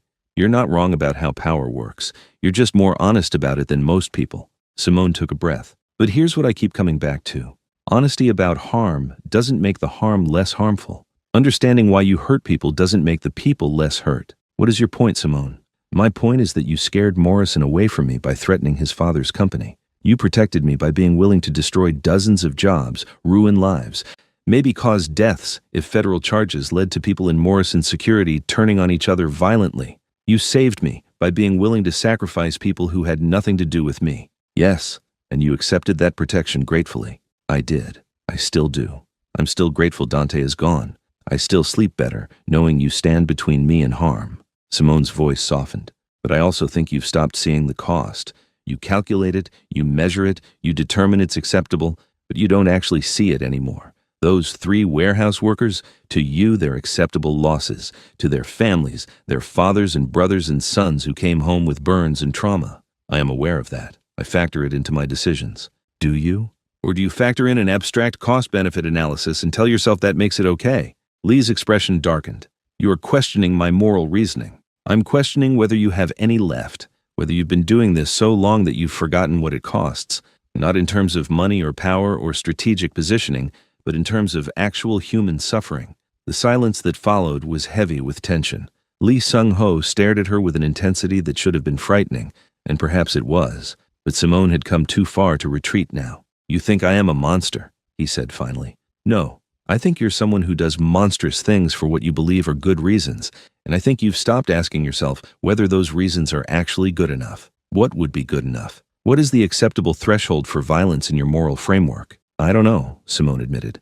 Maybe there isn't one. Maybe all violence is fundamentally unjustifiable, and we just tell ourselves stories to make it tolerable. But if that's true, then you don't get to claim moral superiority over Morrison.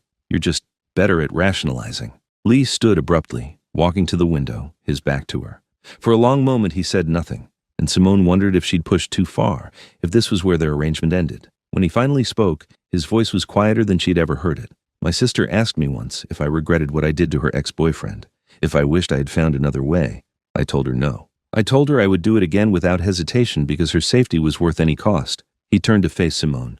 She asked me if I thought he deserved to die for hurting her. I said yes, and she looked at me with this expression I had never seen before. Not fear, exactly. Disappointment, maybe. Or sadness. She said, "When did you become someone who decides who deserves to die?" Simone waited, saying nothing. I told her someone has to make those decisions. Someone has to be willing to protect the people who cannot protect themselves. Someone has to be the monster so the innocents can remain innocent. Lee's hands curled into fists at his sides. She said, "But who protects us from you?" The question hung in the air between them. I did not have an answer, Lee continued. I still do not. She is safe in Paris because I was willing to kill for her. But she will not speak to me anymore because I am someone who kills. I saved her and lost her in the same action. Every year on her birthday, I send flowers. Every year they are returned unopened. Simone felt something crack in her chest. I'm sorry. Do not be sorry. Be honest. Lee moved back to his chair, but did not sit. You are asking me to see the cost of my power more clearly. To acknowledge that the people I hurt are not just calculations, but human beings with families and futures. You want me to carry that weight rather than dismissing it. Yes. And if I do that, if I let myself truly see what I do rather than rationalizing it, what then? Do I become paralyzed with guilt? Do I stop protecting the people who depend on me because I cannot bear the moral cost? Do I become useless? Maybe, Simone said honestly. Or maybe you become more careful, more selective about when violence is truly necessary versus when it's just convenient. More willing to find alternatives even when alternatives are harder. Lee laughed, but there was no humor in it. You want me to be a better person while remaining effective at what I do. Those goals are mutually exclusive. Are they? Or have you just convinced yourself they are because it's easier than trying? The look he gave her was complex, angry, hurt, and somehow grateful all at once. You are dangerous, he said quietly. Not because you challenge me. I'm challenged constantly by people who want what I have, but because you challenge me without wanting anything except for me to be better than I am. That is rare. I'm not trying to change you, Simone said. I'm trying to make you see yourself clearly, because I think you've been telling yourself a story about protection and necessity for so long that you've forgotten it's still just a story, a rationalization. And what if I look clearly and decide I am exactly who I need to be? What if I see the cost and determine it is still acceptable? Then I'll know you made that choice with full awareness, and I can decide whether I can exist alongside someone who chooses that. Simone stood, facing him directly. But right now, I don't think you're choosing. I think you're operating on autopilot, doing what you've always done because it's worked before. I think you've stopped asking yourself the hard questions. What questions? Like, do those warehouse workers deserve what happened to them? Not, were they complicit? Not, did they make bad choices? But do they actually deserve to have been hurt? If you had to look them in the eye and explain why their suffering was necessary, could you do it honestly? Or would you hide behind strategic necessity? Lee was silent for a long time. When he spoke, his voice was barely above a whisper. I do not know. It was the most honest thing Simone had ever heard him say. She walked over to where he stood, close enough to see the conflict in his eyes, the careful control fracturing slightly under the weight of questions he'd refused to ask himself. I'm not leaving, she said quietly. Our arrangement continues.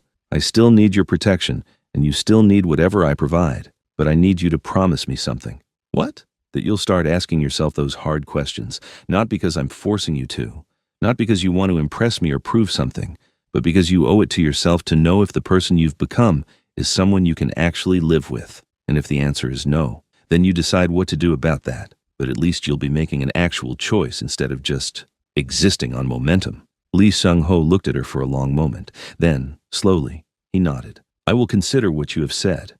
I make no promises beyond that. That's enough.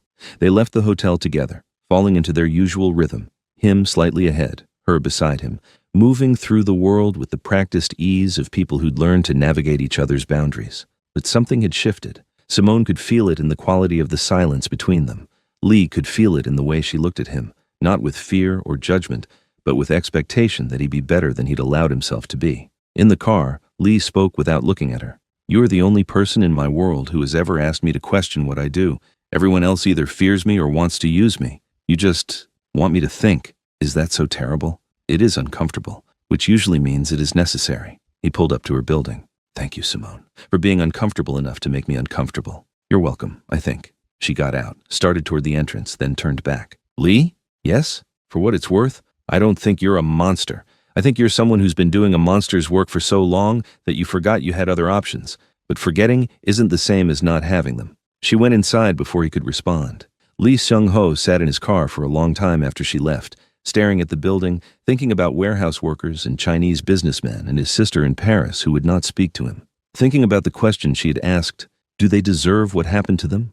Not from a strategic standpoint, not from a business standpoint, but from a simple moral standpoint that had nothing to do with power or necessity or protection. He did not have an answer, and for the first time in years, that bothered him. He drove away, but the question followed. It would continue following for a long time. 6 weeks later, Simone stood at her apartment windows watching Seoul's nighttime skyline. She'd been in the city for 9 months now. Dante was a fading memory. Her students were thriving. Her life had settled into something approaching normal. Lee Seung-ho had been different since their conversation at the hotel. Not dramatically changed. He was still himself, still operating his business with the same calculated efficiency. But there was a hesitation now, a pause before decisions. Rachel had noticed. Mr. Lee consulted 3 different advisors before approving the response to the shipping container theft last week, she'd mentioned during their coffee meeting. He's never done that before. He usually just decides and acts. What was the response? Simone had asked. Financial penalties, repossession of assets, no violence. The people involved were shocked. They expected much worse. Simone didn't know if that change was because of her challenge or despite it. She suspected Lee didn't know either. Tonight, he was supposed to arrive for their scheduled monthly check-in. Not an event, not a business appearance, just a conversation about how their arrangement was progressing. The knock came at exactly 8 p.m. Lee stood in her doorway wearing casual clothes for once. Dark jeans, a fitted black sweater, looking more human than she'd ever seen him. He carried a folder and a bottle of wine. "I brought the contracts for the remaining 4 months, he said, holding up the folder, "and something to make reviewing them less tedious." They settled at her dining table, the contracts spread between them. Standard renewal language, no changes to their original terms. "You're honoring our full-year agreement," Simone observed. "I made a promise. I keep promises. Even when the person you made the promise to challenged everything you are?" Lee poured wine for both of them. "Especially then. You had the courage to confront me honestly. The least I can do is maintain my end of our bargain." They reviewed the contracts in comfortable silence. Simone signed where indicated. Lee countersigned, professional, transactional. When the business was complete, Lee didn't leave immediately. "I wanted you to know," he said quietly, "that I have been asking myself those questions, the ones you posed. And I do not have comfortable answers. Some of the people I hurt probably deserved it. Some probably did not. The line between those categories is less clear than I convinced myself it was. That's a hard thing to acknowledge. Yes, it is also necessary. I have been operating on the assumption that my methods were justified by their results. You forced me to question whether the results actually justify the methods, or if I simply want them to." Simone sipped her wine, giving him space to continue if he chose. "The shipping container theft," Lee said. "The one Rachel mentioned. I wanted to respond the way I always have, violently, publicly, sending a message that would prevent future theft. But you didn't." "No, because I kept hearing your voice asking if the people involved deserved what I was planning, and I realized I was defaulting to violence not because it was necessary, but because it was familiar. Because I had convinced myself that harsh responses prevented future problems without examining whether that was actually true. What convinced you to choose differently?" "Mathematics. I reviewed 10 years of responses to theft in my organization. The violent responses did not statistically reduce future theft more than financial penalties did. The violence was theater, performance. I was hurting people to maintain a reputation for being willing to hurt people, not because it actually accomplished anything material." Simone felt something loosen in her chest. "You're saying the violence wasn't necessary." "I am saying some of it was not necessary. Some of it probably was. But I had stopped examining which was which. I had made violence my default response and convinced myself that was strategic when it was really just lazy. That's a profound realization. It is an uncomfortable one, because it means I have hurt people for no reason, except that I did not want to think hard enough to find alternatives. Lee's expression was complex. I do not know how to reconcile that. I don't think you're supposed to reconcile it. I think you're supposed to carry it. Let it make you more careful going forward. Carrying it feels like weakness, or it feels like accountability. Depends on your perspective. They sat in silence for a while, drinking wine, watching the city lights through the windows. My sister called me, Lee said suddenly. First time in 3 years. She said she heard I had changed how I handled business disputes. She wanted to know if it was true. What did you tell her? That I was trying to be more deliberate about when violence is necessary versus when it is convenient. She asked why. I told her someone made me look in a mirror and I did not like what I saw. How did she respond? She said she was proud of me. Then she hung up, but she called. That is progress. Simone smiled. Yes, it is. Lee looked at her, his expression unguarded in a way she'd never seen. You forced me to see myself clearly, Simone. You became a mirror I could not look away from. That is not comfortable, but it is valuable. I'm glad. But Lee, I need you to understand something. What? I don't forgive you for the people you've hurt. I don't absolve you of responsibility for the violence you've committed. What you choose to do with your self-awareness is your responsibility, not mine. I'm not here to redeem you or fix you or make you feel better about difficult choices. I know. Do you? Because there's a danger that you'll use me as moral permission. Tell yourself that if I'm still here, if I'm still working with you, then you can't be that bad. That's not my role. I'm here because our arrangement benefits both of us, not because I approve of everything you do. Lee nodded slowly. You are setting a boundary. I'm maintaining clarity. You are responsible for who you choose to be. I am responsible for whether I can exist alongside that. Those are separate decisions. And can you exist alongside who I am? Simone considered the question honestly. I can exist alongside someone who's trying to be better than they were. Someone who asks themselves hard questions and accepts that there aren't easy answers. I cannot exist alongside someone who uses power carelessly and calls it necessity. Those categories overlap sometimes. I know, that's why this is complicated. Lee stood, collecting the signed contracts. I will not promise to be perfect. I will not promise never to use violence again. My world does not allow for complete pacifism. I'm not asking for pacifism. I'm asking for consciousness, for you to know what you're doing and why, rather than operating on autopilot. That I can promise. I cannot guarantee my choices will satisfy your moral standards, but I can guarantee they will be actual choices rather than reflexive responses. That's all I'm asking. He moved toward the door, then paused. 4 months remain in our arrangement. After that, you are free to leave, free to relocate anywhere in the world with enough money to start a new life, free of Morrison, free of me. I will ensure your safety regardless of whether you choose to maintain contact. I know, but I hope you will consider staying. Not as my employee, not under the terms of our current contract, but as someone in my life who is willing to hold a mirror when I need one. Simone felt her breath catch slightly. As what? A friend? I do not have friends. I have associates and employees and people who owe me favors. Lee's dark eyes met hers. But perhaps I could have someone who tells me the truth without fear or agenda. Perhaps that is more valuable than friendship. I'll think about it, Simone said carefully. Ask me again in 4 months when the arrangement ends and I can make that choice freely, without any obligation or power imbalance clouding my judgment. Fair. Lee opened the door, then turned back one last time. Simone, thank you. For not making this easy. For refusing to let me hide behind justifications. For being brave enough to tell a dangerous man that he is becoming something he should not be. You're welcome. Though I'm not sure brave is the right word. Maybe just stubborn. In my world, those are the same thing. He left. Simone watched from her window as his car pulled away, disappearing into Seoul's endless flow of traffic and neon. She thought about the past 9 months, about running from Dante, about grabbing a stranger's hand in desperation, about learning to navigate a world where power and protection were inseparable, about watching someone slowly begin to question the foundation they'd built their entire life on. Lee Sung-ho was not redeemed. She had not saved him or fixed him or transformed him into someone safe and comfortable. He was still dangerous, still someone who could hurt people without hesitation when he decided it was necessary. But he was asking himself whether it was necessary, really asking, not just performing the question to make himself feel better. That mattered. Maybe it didn't matter enough. Maybe it would never be enough to balance the scales of all the harm he'd caused, but it was something. Simone poured herself another glass of wine and returned to the window. The city spread below her, millions of people living their lives, most of them never knowing that people like Lee Sung-ho existed, never knowing about the violence that happened in shadows to maintain the order they took for granted. She knew now. She couldn't unknow it.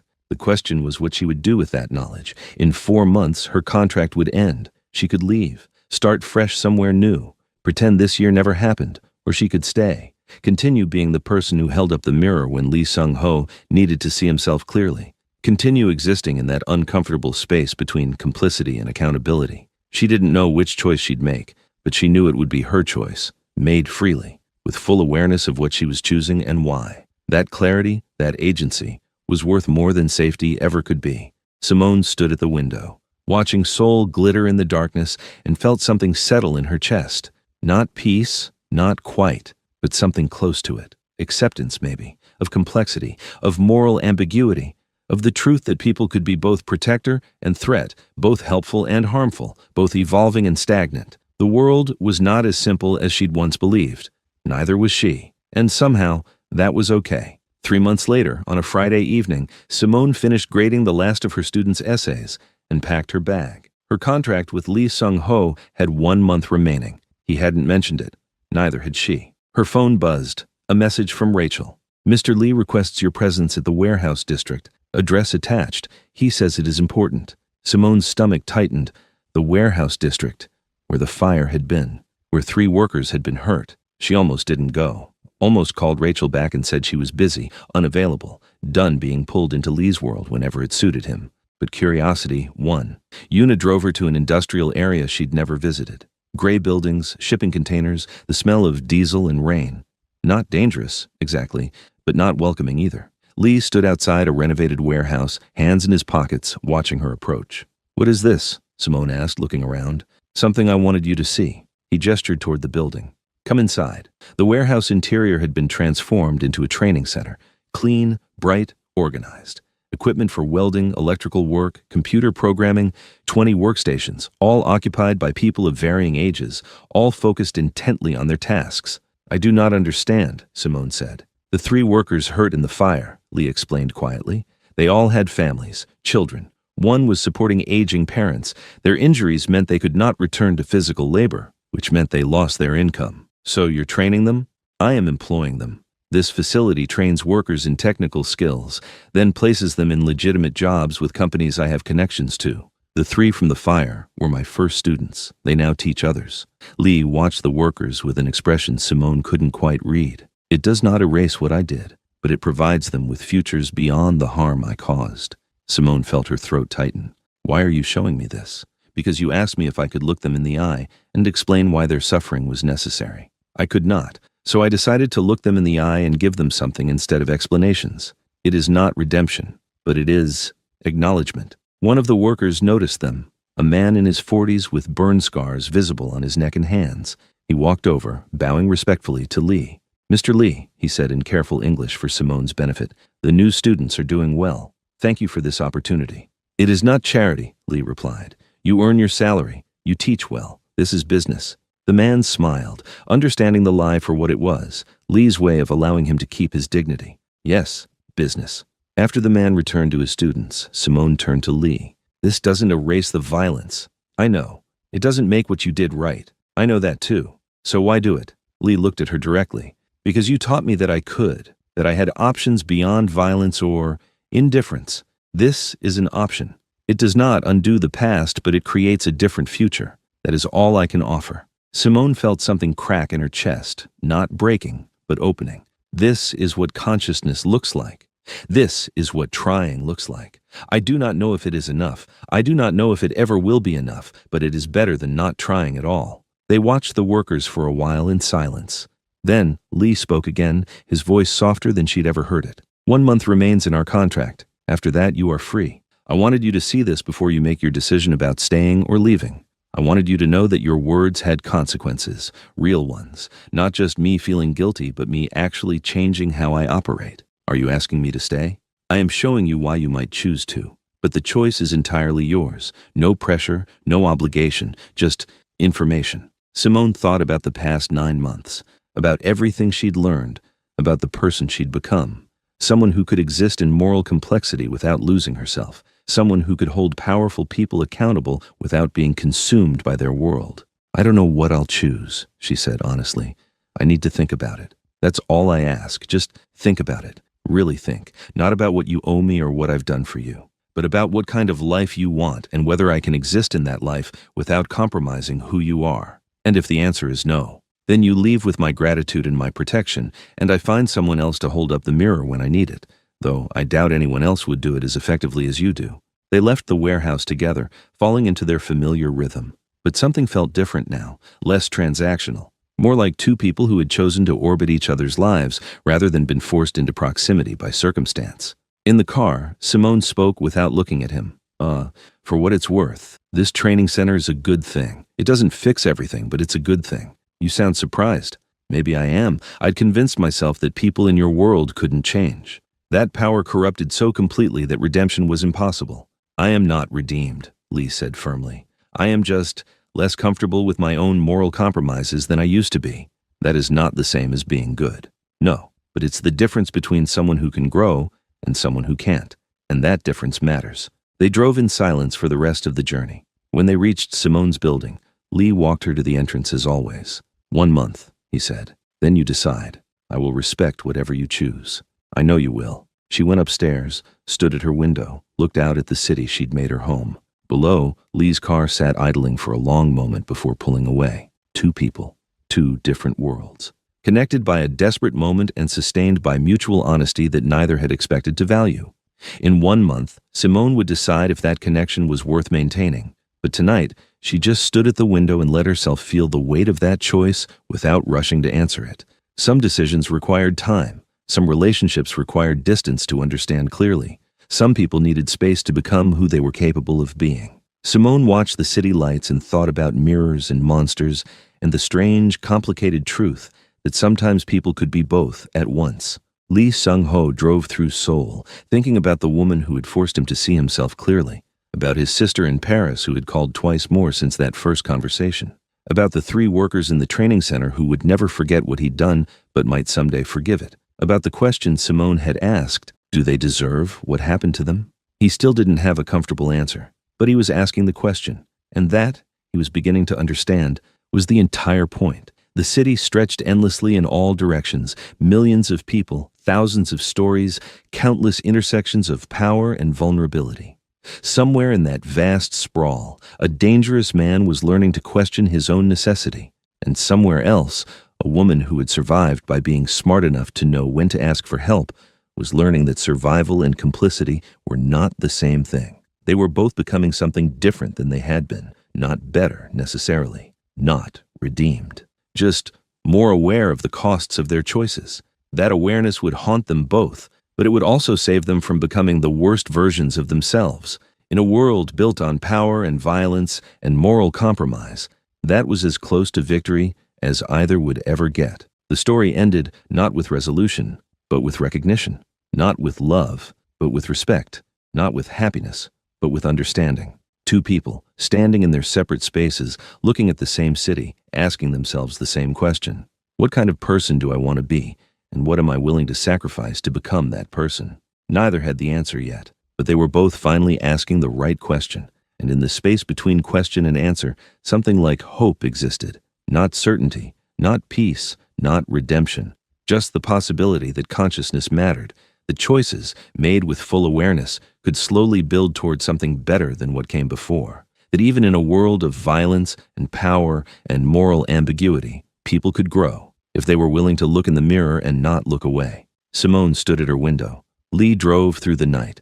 The city glittered between them, beautiful and dangerous and endlessly complicated, just like everything worth understanding. The end.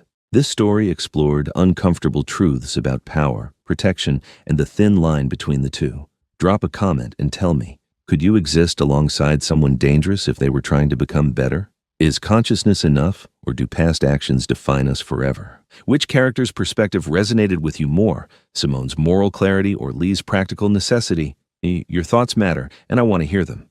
If this story made you feel something, tension, discomfort, hope, frustration, hit that like button. And subscribe to Love and Tension for more stories that don't offer easy answers but ask important questions. Remember, the most powerful stories are the ones that make us examine ourselves, not just the characters. What did you see when this story held up a mirror?